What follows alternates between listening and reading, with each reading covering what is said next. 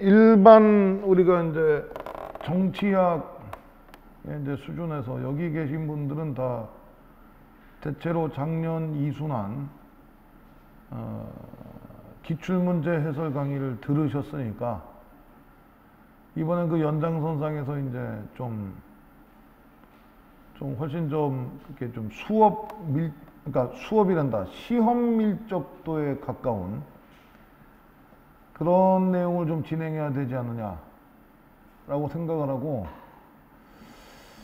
대체로 제 생각에는 글쎄요, 이제 굉장히 오랫동안 강의를 하면서 한국 정치의 지평에서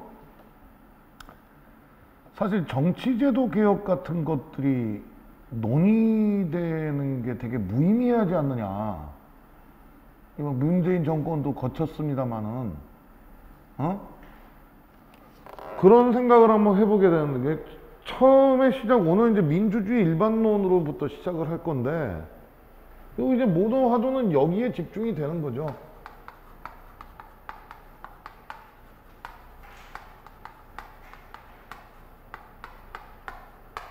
대의 민주주의의 위기다.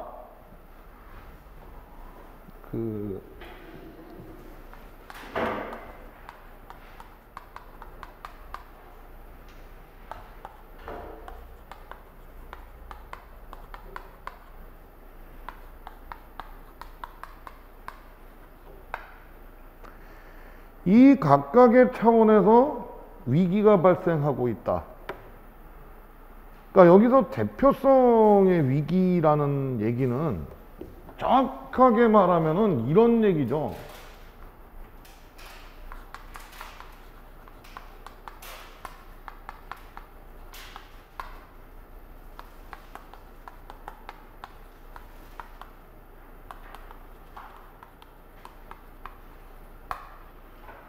사회적 균열과 갈등이 발생하고 있다. 그리고 그것을 담보하는 다양한 사회 세력이 있는데 이들이 실질적으로 대표되고 있느냐에 대한 질문을 해봐야 됩니다. 그러니까 지난번 대선에서도 확연히 드러났는데 이번에도 중요하게 언급될 게 이제 과연 한국의 세대 균열은 기존에 존재하는 지역 균열을 대체했느냐, 대체가 아니더라도 뭔가 새로운 균열의 한 요소가 될 수 있느냐, 인 건데, 여러분들 다 까먹고 지금 기억 안 나시겠지만은, 립세카 로칸이 말하는 서유럽 정당의 균열 구조라는 그 유명한 논의에서, 하나의 균열이 정치적 선택지를 넘어서 정당이라는 이름으로 표방이 되기 위해서는 다양한 관문을 다 뚫어내야 되거든요. 스레시홀드, 정당화의 관문, 최종적으로는 다수결의 관문인 건데, 이게 되게 이제 암울하게 느껴지는 이유가 뭐냐면은 지금의 세대 갈등이라던가, 지금 세대 갈등도 세대 갈등인데 지금 20, 30대를 축으로 하는 남혐, 여혐, 이게 균열일 수 있는지 말이지.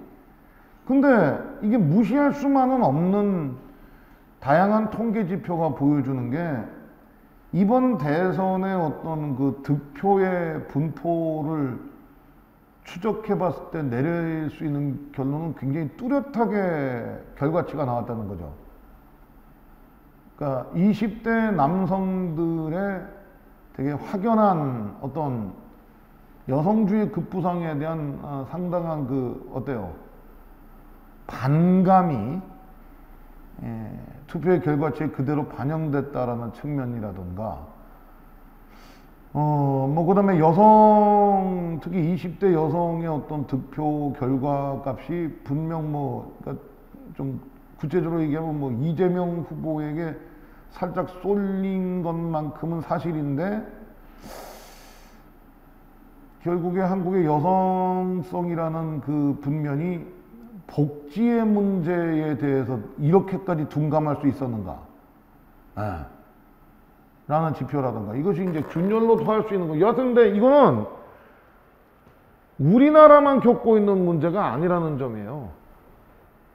되게 그 전지구적으로 대표의 위기라는 부분 있잖아요. 이게 이제 우리가 늘 하는 작업이지만 전지구적인 의미에서의 민주주의의 위기라는 측면에서 한국은 어떻게 해석되어질 것인가. 이것이 기본적인 스토리라인의 줄기가 되시겠습니다. 그다음에 또 하나는, 그러니까 책임성이라는 단어가 나오면은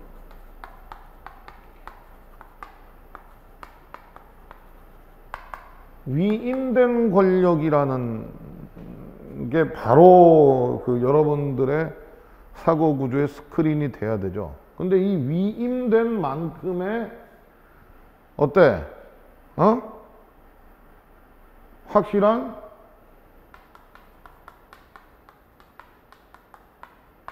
투명성과 성실성을 담보하는 위임된 권력에 대한 수행이 진행되었는가? 참 정치적으로 이게 이 위기가 내려지는 가장 좋지 않은 부분이 뭐냐면 이제 결국 이런 구조로 되면 정치적 무능감, 무엇보다 비효율성이라는 면입니다. 그러니까 제가 이 얘기 왜 하냐면 되게 구체적으로 말씀드리자면, 지금까지 한국 정치를 놓고 봤을 때 진자운동이 뭐 그것도 정당인지 잘 모르겠습니다만 정당을 축으로 왔다리 갔다리 정권이 교체되는 형태를 보여온 와중에 상당수의 임기 기간이 어떤 정치적 교착 상태에서 머무르게 되거나 아니면 전임 정권에 대한 그런 책임성 부재나 흠결에 대한 주로 이제 그 뒤털기, 정치적 책임성을 묻는다는 미명하에 그로 인한 비효율성이 계속해서 노정되어 왔다는 것입니다. 그러니까 그게 결과적으로는 위임된 권력이 책임있게 그 직을 수행해야 된다는 게 가장 궁극적으로 아주 이거 답안지 이렇게 적지 마시고, 가장 중요한 거는 국민의 삶의 질을 어떻게 담보하느냐에 달려있는 거. 뭐 적나라하게 표현하면 먹고 사니즘이죠. 이거를 이제 답안에 적지 말라는 얘기지. 먹고 사니즘. 근데 이제 정작 먹고 사니즘과 관련된 이슈들은 제대로 해결된 바가 거의 없다. 이번에도 뭐 대장동이니 뭐니 그 뭐 논문에 대한 그 고등학교 1학년짜리가 한 달에 5편 논문을 게재해서 버젓이 올렸다. 지금 그 양반이 뭐에 보임됐지? 한동훈. 법무부 장관이라고?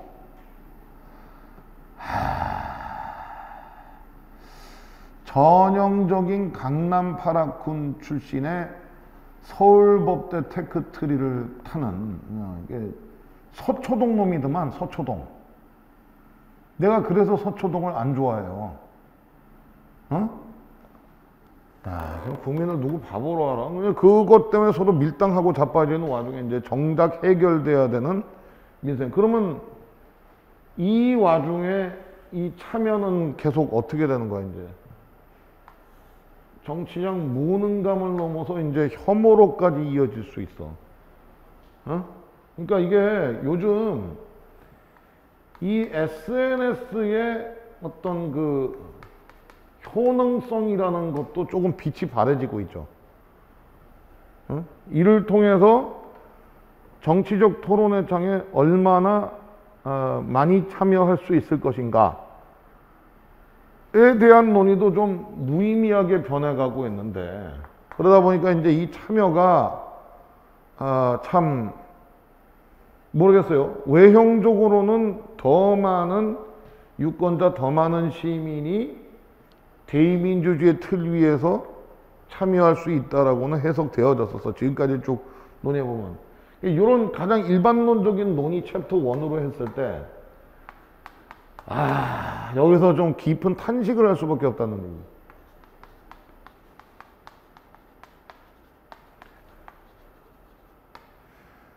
다시 한번 이제 쭉 정리하는 형태로 제가 한번 모두의 말씀을 드리는 거라면, 그간의 20여 년간 정치학계의 수준에서 가장 중요하게 취급되었던 한국 정치의 제도 개혁에서 몇 가지 아주 중요하게 등장했던 논의가 있었죠. 이게 뭔지 한번 기억나시는 분 손 들어보세요. 제일 중요한 거. 이거 뭐 아무 거.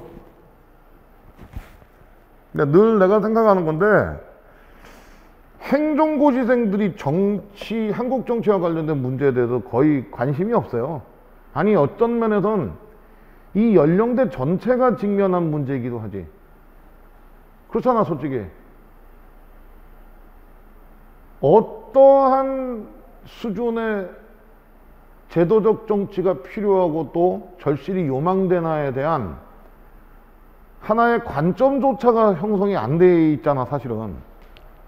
물론 이것은 여러분들한테만 책임을 뒤집을 씌울 수는 없어요. 어떤 각도에서 대의민주주의는 잘 쳐줘야 20세기가 마지막인 되게 구시대의 유물로 해석하는 사람들마저 존재하는 것도 또한 사실이니까. 과연 대의민주주의라는 이 제도적 양식이 언제까지 계속 유효할 것인가, 이런 논의도 있거든요. 자, 그렇다면 제일 먼저가 뭐였어? 1번 타자로 말씀드릴 수 있는 게,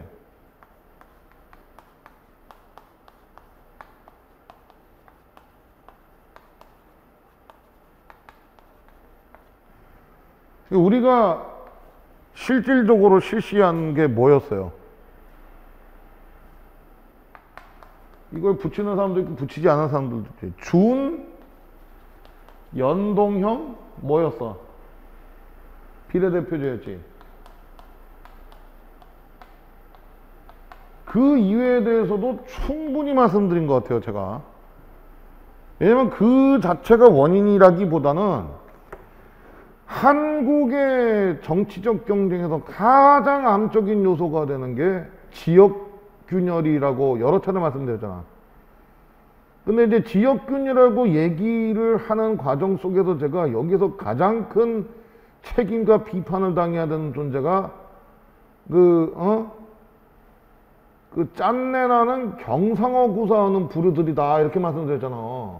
그러니까 이제 이 과정에서 음으로 양으로 이제 이 학원 원장한테 어떤 뻘개 같은 새끼가 우리 갱상도를 씹노! 뭐 이런 그 상당한 압력이 가해지고, 학원 입장에서는 이제 제가 강의 시간에 하는 발언마다가 참으로 곤혹스럽고 짜증나는 거지, 말하자면. 그래. 경상 것들이 원래 그래요. 내가 얘기를 해줄게. 여러분, 이거 되게 앞질러 가보는데 이번 지방선거가 있지 않습니까? 한번 조사해 보세요. 경상북도 지역구 중에서 시의원, 구의원, 구청장 등등을 포함해 무려 46군데가 무투표 당선입니다, 지금. 이게 뭘 의미할 것 같아요? 아니, 그러니까 국민의힘 혼자서 단독 출마한 거나 다름없는 상태에서 무투표 당선이라는 거예요. 뭔가 사태의 심각성을 느끼지 못합니까? 얘기 한번 해봐. 내가 경상도를 씹으니까 기분 나쁘다는 말을 운운할 게 아니라 이게 지금 정상적인 민주주의 사회라고 할 수 있겠냐고. 무투표 당선이라뇨. 이거 전체주의적인 공산주의 국가에서도 잘 일어나지 않은 현상이 지금 버젓이 벌어지고 있는 거야. 어떻게 생각해?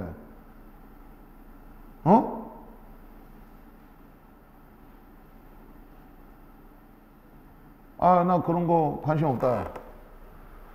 이거 내가 그러니까 결론적으로 말씀드리면은 준연동형 비례대표제가, 이건 내가 항상 말을 했잖아.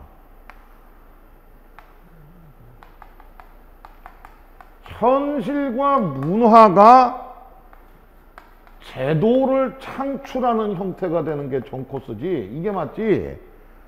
여기 앉아있는 행정공무원 나부랭이탱이들이 될 떨거지들이 보통 어떤 병신 같은 생각을 하냐면 제도가 도입되면 현실과 문화가 바뀔 거다라는 생각을 하거든요. 여러분, 비례대표제의 본질적 취지가 뭡니까? 정치적인 군소 세력이 최대한 의회라는 제도 내에 진입하는 것이었습니다.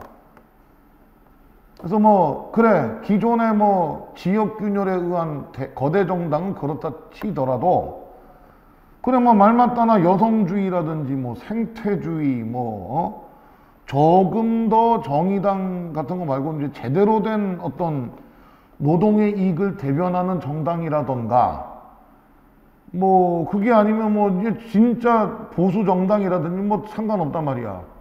그런 존재들이 여기 뛰어들 수 있을 거라는 걸 기대하면서 준연동형 비례대표제를 도입한 거고, 자 그러니까 말하자면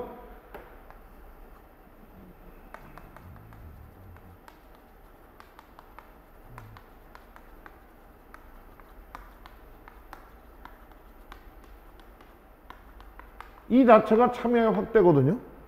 또 하나가 뭐였어요?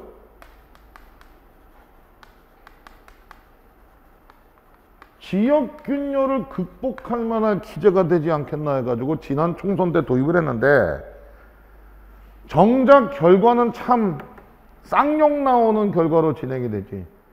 왜? 위성정당들 만들어가지고 그죠?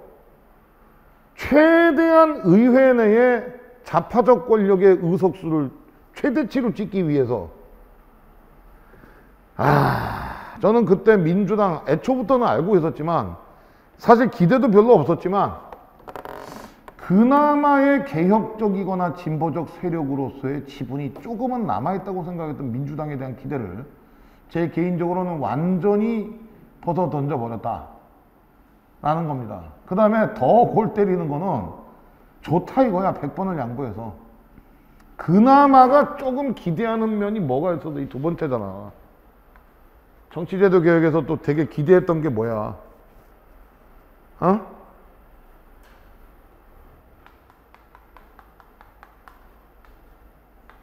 순수한 혹은 분권형 대통령제로의 개혁이죠. 순수한 또는 분권형 대통령제로서의 개혁. 그럼 여기서 이 요체가 뭐야? 이 요체가 뭐예요? 이것도 여러 가지로 갈려 나가게 됩니다만은 하나하나 찝어보자. 어차피 다 까먹으셨을 테니까, 그죠? 뭐예요? 이번에 2차 보지? 아닌가? 이번에 2차를 누가 봐? 얘기해봐. 기대가 커요.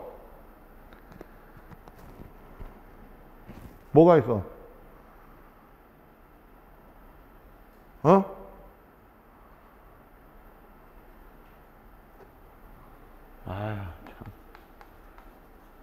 제왕적 요소라던가 특히 대통령의 지나친 비상대권과 관련된 권한의 축소나 조정 여기에 있었지.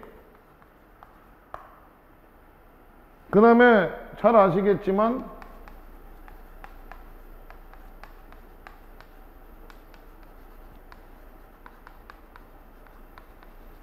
의원 내각제적 요소의 개편 혹은 그에 대한 지양이잖아. 지양. 의원 내각제적 요소가 왜 도입됐는지에 대해서도 충분히 말씀드렸는데 다 흘려들었을 거예요. 왜? 건국헌법 자체가 처음에 의원내각제였다는 점이야. 근데 의원내각제는 원칙적으로 당선된 의원들 중에서 간선해서 수상 혹은 총리를 뽑게 되어 있는 건데 끝까지 이승만 떨거지가 바락바락 우기는 바람에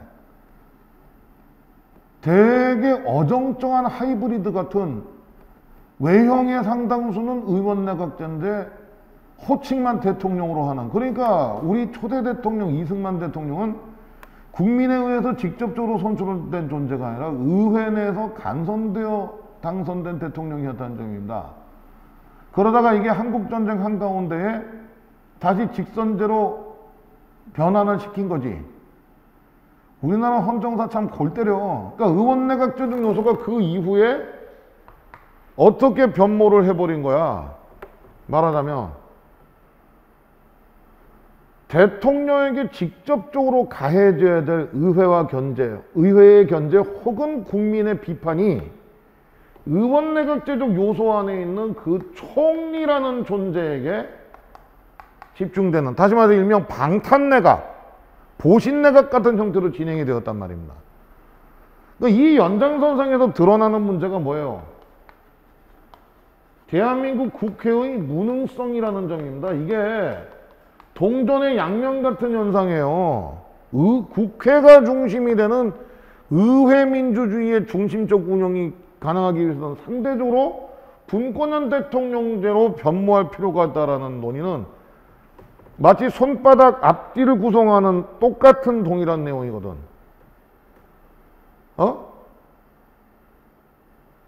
그러니까 이거 결론적으로 말씀드리면 한국 대부분의 유권자들의 정치 의식이 한참 멀었다라는 지적을 하지 않을 수가 없는. 이게 다야? 이거 분권형 대통령제 관련해 가지고 또 뭐가 언급돼야 돼?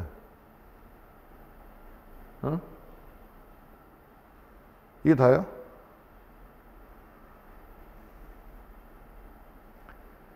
대통령 중심제에 있어서. 그 다음에 세 번째로 넘어가면 저기서 이게 다라니까 뭐 내가 더 이상 한 말 안 해. 이게 뭐 선거가 그렇다면. 그 다음에 이제 국회 본연의 어떤 내용이죠.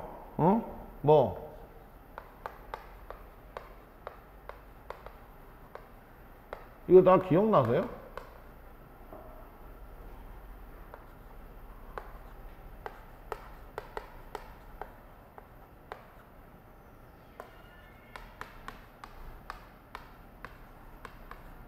넬슨 폴스비가 말하는 유형에 의할 때 둘 다 모두 허용되는 게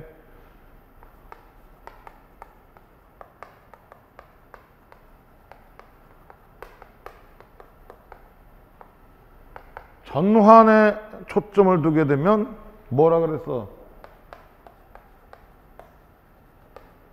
미국형 입법부로 가야 되고, 거두절미하고 그 결론은 결국 의원 개인의 자율성에 있다. 여기서 말하는 그 자율성이란 발언과 표결에 대한 자율성을 의미하고, 그 요체는 어떤 면에서는 크로스 보팅이 가능한가 여부로 귀착된다, 이렇게 말씀드렸어. 근데 46군데나 무투표 당선되는, 이렇게 얘기하면 뭐 또 울컥하겠는데 지방 것들이 문제야. 지방 것들 참 기가 찹니다 진짜. 46명이나 무투표, 그러니까 다시 말해서 단독 후보가 출마해서 당선된다는 사실에 대해서 뭔가 문제의식조차도 못 느끼나 봐. 경북 전동네 한번 얘기 한번 해보세요. 어떻게 생각하세요? 뭐 당연한 그렇게 될 수도 있는 거야. 좀 사태 심각성을 못 느끼나? 이런 부분에 대해서. 근데 달리 생각해 보면 그래도 계속 푸시해야 되는 게 아닙니까? 라고 생각되면서도요. 벌써 이게 몇 년째야? 40여 년 가까이 거기다 후보자를 선정하고 그러니까 뭐 선거 운동을 하고 나름의 정치 자금을 때려 부어서 해본들 아무 소용이 없었잖아, 지금까지. 그럼 꼭 보면 뭐 호남도 마찬가지 아니까 꼭 이렇게 얘기할 거야, 아마.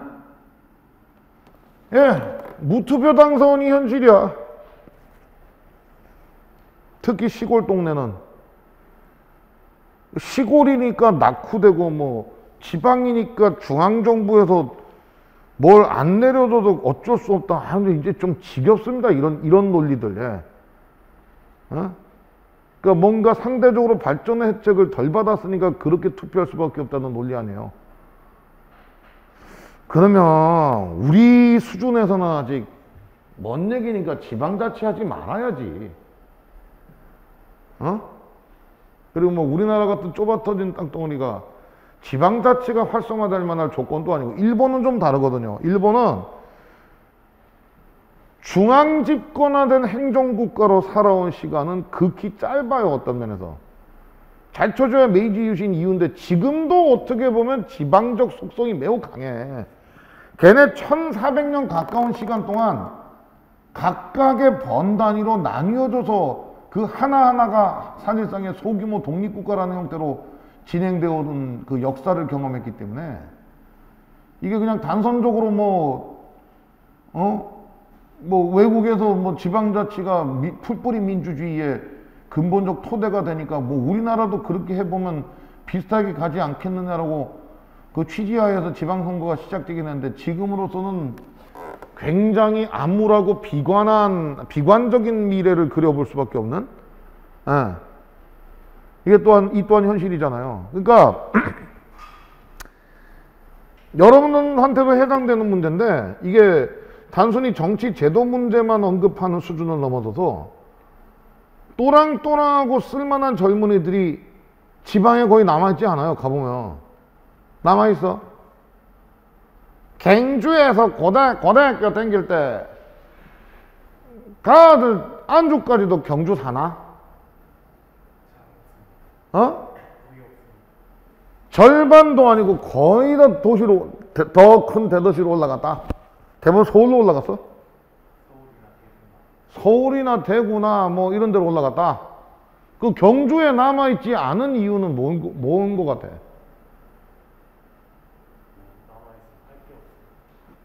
먹고 살 게 없다. 예.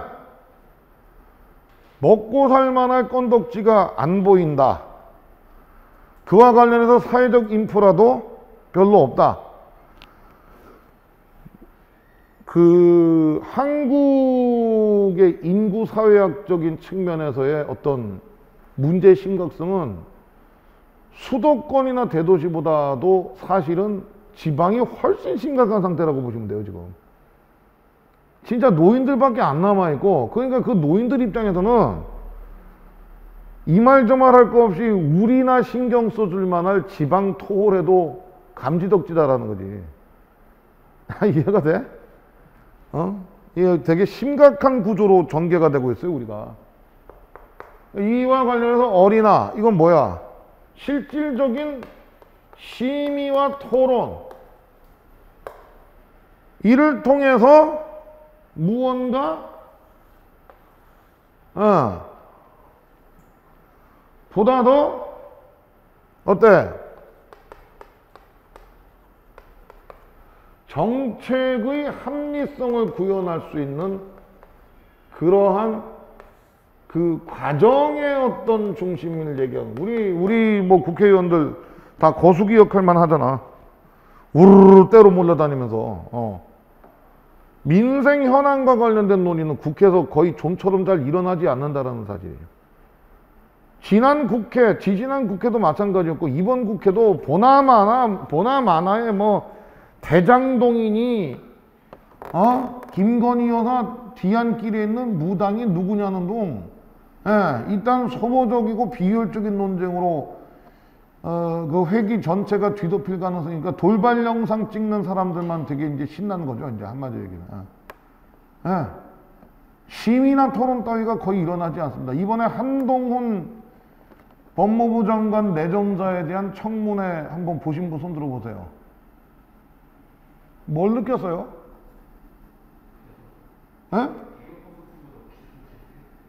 아니, 그러니까 맞는 말인데 어떤 부분이 가장 답답하다고 느꼈습니까?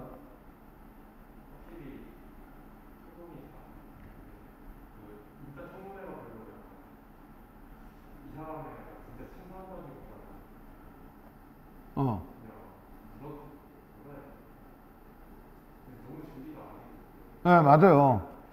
너무 준비가 안 됐다 그럼 일로 가야 되는 거지. 의원들 개개인의 전문적 능력을 어떻게 하면 키울 수 있느냐. 그건 공부하고 스텝 조직을 확충하는 일인데, 이와 관련해서는 또 예산이 안 딸렸다는 등 뭐 어쩌고저쩌고 이런 소리가 나온 거지. 그러니까 한동훈이라는 내정자에 대한 충분한 공부가 이루어지지 않은 상태에서, 그죠? 겉핥기로 한동훈이 왜 되면 안 되느냐, 혹은 왜 되어야 되느냐에 대한 사고 자체가 없는 거야. 그러니까 그러셨던 거죠 하고 끝나.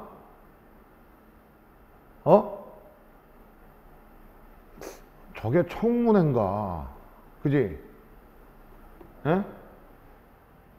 되게 좀 이상하게 진행이 되는 경향이 있었죠. 그것도 한동훈 그 양반을 내정하는 데 있어서 나름 그 각 당에 좀 굵직굵직한 사람이 의원으로, 다시 말해서 베스트 멤버로 출전했다는 데도 그 상태를 머물렀잖아. 이게 이제 웅변하는 거죠, 국회. 마지막으로 이건 그냥 이렇게 남겨두도록 하겠습니다. 제가 좀 돌직구 던질게요. 이제는 저도 그 관념으로 구분하는 것도 예전부터도 싫어했지만 좌니 우니 이제 무의미한 것 같다는 느낌이 듭니다. 국민의힘에 대해서는 더 이상 이야기하지 않겠습니다. 거기야 뭐 원래 그런 동네니까. 근데 민주당은 이제 그게 되게 완연해졌는데, 최근 민주당이 굉장히 기세 좋게 내건 캐치프레이즈가 뭐냐면, 뭐 이게 명칭이 맞는지 모르겠는데 30대 기술론이라는 거였거든요. 그러니까 민주당 내에 시의원, 구의원을 위한 참신한 다음 세대 주자들을 웬만하면 이번에 지방선거에서도 최대한 뭘 어떻게 해주자, 20, 30대를 최대한 몰아주는 방향으로 하여 어떻게 해야 되는 거야. 선거, 이번 지방선거에서 공천과 정치 후원에 있어서도 최대한의 어떤 배려를 아끼지 않겠다. 말은 그럴싸하게 늘어놓고는 실은 이 관악구만 해도 어때 지금? 국민의힘이 오히려 그 일베로라는 뭐 그런, 그게 맞는지 안 맞는지 잘 모르겠는데, 아무튼 관악구가 지금 현재, 관악구 어느 섹터가 20대가 출마를 해요. 근데 민주당은 20, 30대를 공천으로 뽑아줄 것 같은 제스처를 하다가 지금 다 어떻게 교체가 된 줄 아세요? 61년생, 63년생이 주축이야. 그럼 환갑이 넘은 사람이라는 거 아니야? 그러면 환갑이 넘은 사람들이라서 구나 시정에 대해서 저 빠삭하게 알고 있으니까 이런 사람이 구의원, 시의원을 해야 된다. 저는 전혀 반대예요. 여기에 대해서. 민주당은 거두절미하고 이런 말씀만 드리겠습니다. 지난날 80년대에 학생운동을 했던 그 어렴풋한 짬밥의 연출망에 의해 가지고 그게 좌지우지 된다는 느낌을 지울 수가 없고, 그 중심 인물 중에 송영길,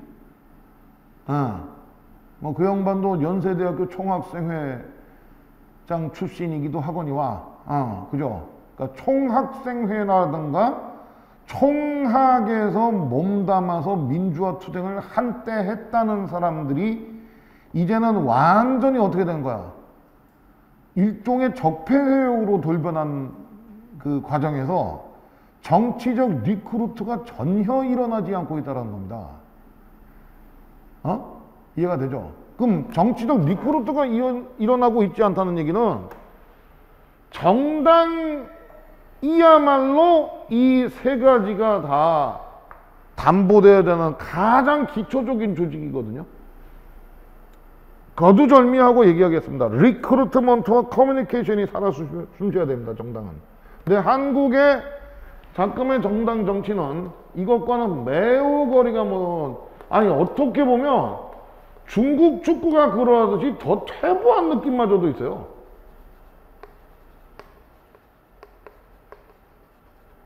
자, 중국 축구 요번에도 월드컵 베트남한테도 한 번 지고 결국 못 나가. 아, 이건 내가 중국 축구한테 하고 싶은 얘기가, 그럼 나갈 줄 알았냐 니들이? 그죠? 이게 주제 파악을 못하는 줄 몰라. 그 대구 그시구 운운하면서. 과거에 비해서는 상황과 정치 자금의 자원적인 측면이 더 늘어났는데도 불구하고 오히려 더 퇴보한 감마저 있다. 왜 이런 계산을 하는 줄 알아? 이것도 내가 돌직구로 던져볼까? 되게 구체적인 제 추측인데, 이번 지방선거에서 아마 제가 추측컨대 계산기 두드릴 경우에 민주당 소속의 현직 국회의원들 있죠. 특히 지역구 의원들. 이 사람들은 이번 지방선거에서 오히려 민주당이 참패하는 게 더 낫다고 계산을 하고 있을 거예요. 그래서 지방자치 차원이 민주당이 아닌 다른 정당이 결국 최종 승리를 하게 되고, 그에 따라서 윤석열 대통령이 임기가 중반쯤 오면서 이러저러한 실책들이 누적될 것이다. 그러면 그 중간적 평가로서의 성격처럼 총선이 다가오게 될 경우 민심은 완전히 한번 출렁이게 될 것이고, 따라서 그 이반작용으로도 또 한 번 자기들에게 시선을 돌리고 표를 줄 것이다 라는, 참 어떻게 보면 야비하고 찌질한 계산을 하고 있는, 긴 호흡의 비전 따위가 없는 거죠. 그러니까 자신의 금배지의 생명연장의 꿈을 여전히 희구하고 있다. 우리는 이런 평가를 내릴 수밖에 없다는 겁니다. 답답한 노릇이 아닐 수 없어요, 진짜. 그러니까 정당도 제가 이거 아예 따옴표를 치겠습니다. 정치학적으로 얘기하면 간부정당적인 특질을 전혀 탈피하지 못하고 있다라는 거지. 그 다음에 대통령 주임제에서 이거 왜 자꾸 빼먹어? 이거 결국 관철되지 못했잖아. 전 내심 이걸 기대하고 있었거든요. 4년 중임제. 기억하시죠? 저로 인한 폐해가 생각보다 크다.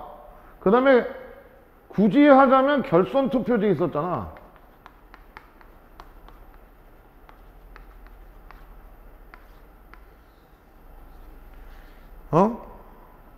근데 이거 둘 다 운도 못 뛰어봤죠? 검찰에 대한 개혁이다 해놓고 조국하고 추미애 두 사람의 어떤 덫에 발목 잡혀서 시간만 질질 끌다가 퇴임하기 불과 일주일 전인가에 180석의 대가리 쪽수를 최대한 활용해서 검수완박 결국 끝내 통과시켰잖아. 그러니까 다음번 총선이 되기 전까지는 여하튼 민주당이 국회를 완전히 쪽수로는 장악한 상태니까 이 검수완박을 기재로 해서 계속해서 압력을 가하겠다라는, 그럼 내가 묻고 싶은 게, 그 나머지 5년 동안 물론 코로나가 있었다지만 뭐 하신 거냐라는 걸 묻고 싶은 거죠. 5년이 짧아. 후딱후딱 해도 시간이 너무너무 모자라는 5년이거든. 그러면 그 사이에 뭐 했느냐라는. 그러니까 뭐랄까, 정치제도의 개혁에 대한 기대치가 올라갔던 그 타임 스케줄들은 이게 이제 일종의 뭐 문재인 정권에 대한 평가의 성격을 띠기도 하는데요. 뭐 앞전에 박근혜가 더 좋았느냐 그걸 말씀드린 건 아니야. 그건 뭐 뚜렷하게 차이가 나. 우리가 여기서 한국 정치적인 지평이 이렇다고 말씀드리는 것과 별개로 전지구적으로도 지금 대의민주주의가 위기에 봉착하고 있다라는 점입니다. 뭐 미국에 대해서는 제가 더 길게 얘기하지 않겠습니다. 뭐 트럼프로 통칭되는 대단히 비이성적인 지도자가 미국 정치를 농단했다. 이걸 떠나서 유럽적인 지평으로만 살펴보면 이제 이 콜린 크라우치가 말하는 포스트 디모크라시,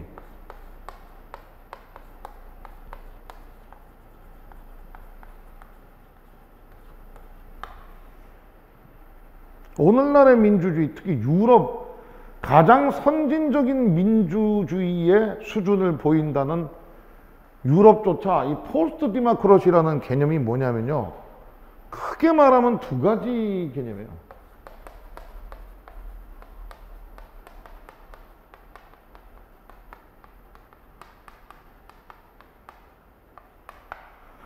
처음에 유럽의 비례대표 선거제도에 의한 유럽의 정당 체계는 외형으로는 분명 좌우의 스펙트럼을 대단히 다양하게 포괄하는 의외의 모습을 보여줬었어. 그 점만은 분명 한국 정치가 지향해야 되는 바람직한 방향이지. 근데 문제가 뭐야? 이들이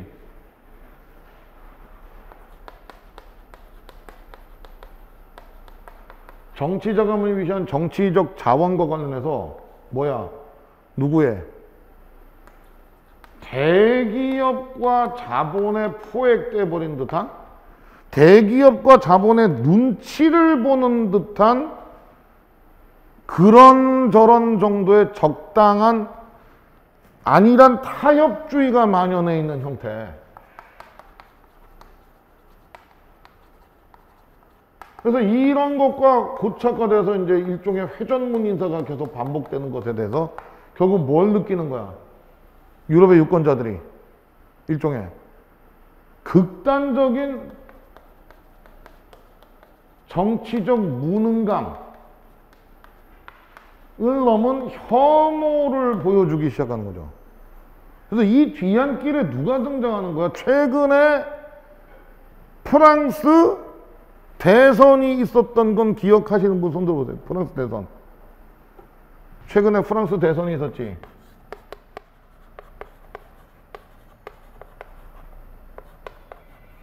누가 당선되긴 됐어. 마크롱이 당선되긴 했는데 문제가 뭐야? 이게 표 차이가 점점 좁아지고 있잖아. 그 짱마리 르페는 사실상의 우리의 승리다라는 말하고 해요. 무슨 일이 이해가 돼요? 4년 전엔 4대1로 깨졌어. 근데 올해 들어와서 3대2로 접전 끝에 패했다. 그럼 다음번에 어떻다는 거야? 우리가 이길 수도 있는 거잖아. 기존 대중정당들의 저러한 포스트 디모크라시적인 어떤 하나의 경직화에 진저리를 내는 상당수 유권자들이 놀랍게도 오히려 극우 정당한테 표를 던지는 이런 현상, 극우 세력에게 몰표를 던지는 이런 현상들. 몇 년 전인 극우란다. 몇 년 전인 독일 총선에서도 똑같이 목격됐던 현상이죠. 중도적인 성향을 표방하는 이념 정당들 거의 전멸했다. 조금 있다 선거가 있는 동네가 또 있지. 얼마 전에 필리핀이 또 선거가 그 옛날에 그 유명한 독재자의 큰아들 마르코스의 아들이 다시 그 필리핀 대통령이 되는데 그거 뭐 논외로 한다 하더라도 조금 있다 매우 중요한 우리 동아시아의 운명에도 굉장히 의미심장한 변화를 던져줄 것 같은 총선을 눈앞에 두고 있는 이 나라가 어디야? 맞출 수 있는 사람. 중국은 전대가 열리긴 해요. 그러니까 시진핑의 어쩌면 영구 집권이 결정되느냐 안 되느냐 이것도 또한 매우 중요한 내용이긴 해. 근데 이거 말고 일본에 뭐가 있어?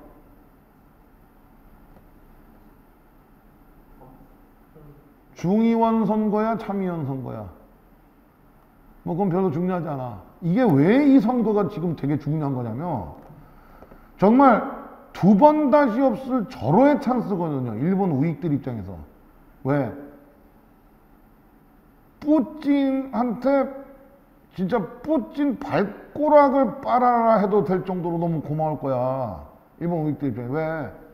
우크라이나 전쟁을 일으켜주는 바람에 자 외교사나 전쟁사를 공부해 보시면 대번 드러나는 현상이 뭐냐면 18, 19세기를 걸쳐서 러시아가 부동항을 얻기 위해 발칸반도나 저기 보스포러스 다다네스 해협을 쑤셔보다가 실패했을 경우엔 100% 극동으로 시선을 돌립니다. 100%요. 그래서 우리도 갑신정변 1884년 갑신정변이 실패로 끝난 이후에는 10여 년간 위안스카이가 사실상의 지배를 했었던 적이 있었거든. 10년 가까이. 그러니까 하도 청나라가 설치고 개지랄을 벌이니까 이 민비와 그 일단의 세력들이 러시아를 끌어들여 청나라를 견제하려는 시도를 했었고 이걸 우리가 일명 조러 밀약설 이렇게 표현하거든. 이때 당시 고종의 외교 교문이 멜렌도르프라는 자였는데,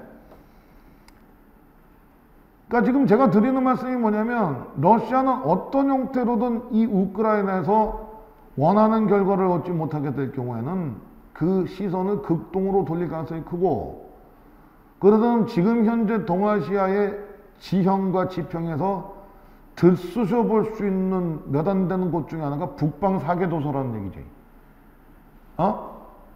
그러면 이 북방 사계도서를 둘러싼 일본과의 갈등이 극에 달하는 시기를 대비한다는 미명하에 중의원 선거에도 통과시키고, 그러니까 개헌입니다. 간단히 얘기하면 이 총선을 통해서 결국 내조지시키려는 게 일본 우익들이 노리는 노림수가 개헌이고, 그 개헌이 뭐냐?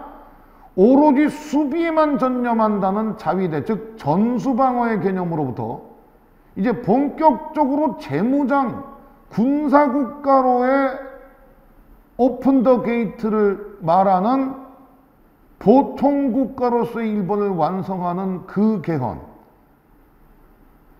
그간에는 일본인들 중에서도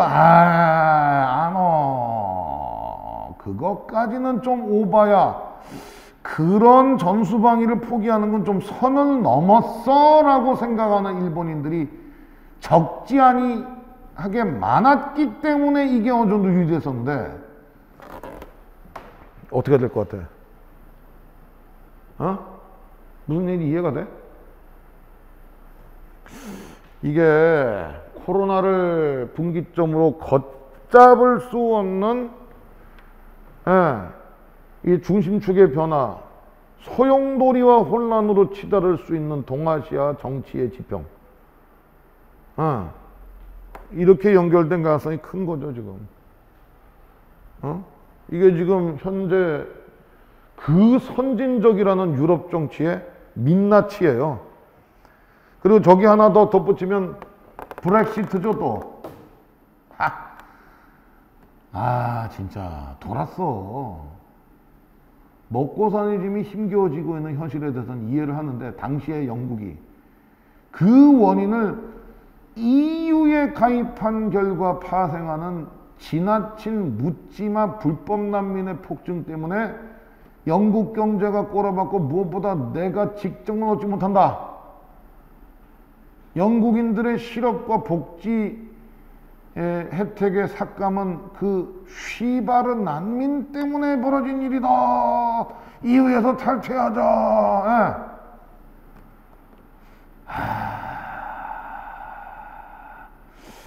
그럼 우리가 여기서 이 지평에서 정치학을 공부하는 근본 원인이 어디 있을까요? 제가 곰곰이 돌이켜보니까 지난 10여 년간 있어야 될 한국 정치의 지평에 대해서 한참 목청 높여 부르짖어 왔는데, 지금 와서 생각해보면 다 뭘 했나 싶어. 물론 긴 호흡의 역사적 흐름을 놓고 봤을 때는 제가 기대하고 꿈꿨던 한국 정치의 조금 더 자유주의적이고 다원주의적인 업그레이드는 더 긴 시간을 기다려야만 하는, 아주 오랜 시간 지나서 살짝 바뀌는 그런 과업인지는 모르겠습니다만, 아무튼 여기 언급됐던 것들 중에서 제대로 관철된 게 거의 없다는 사실이죠. 우리 성렬이 형이 숙소 바꾸듯이 요거 바꿔주실까? 어떻게 생각해? 응? 청와대 이제 공원으로 개방된다며.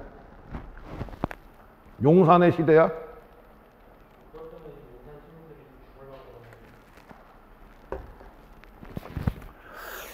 분명 뒤에 누군가가 있어.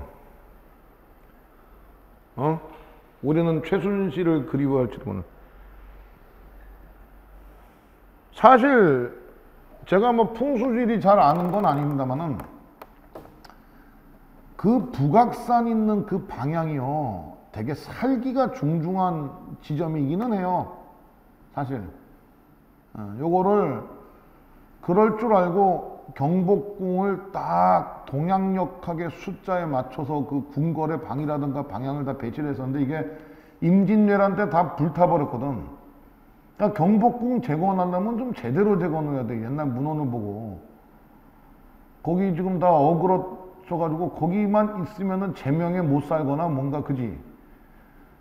퇴임한 이후에도 뭔가 골골다잖아. 두한이 형님 빼고. 두한이 형님 오래 사셨잖아. 솔직히. 그 빼고는 말로들이 좋지 않았지.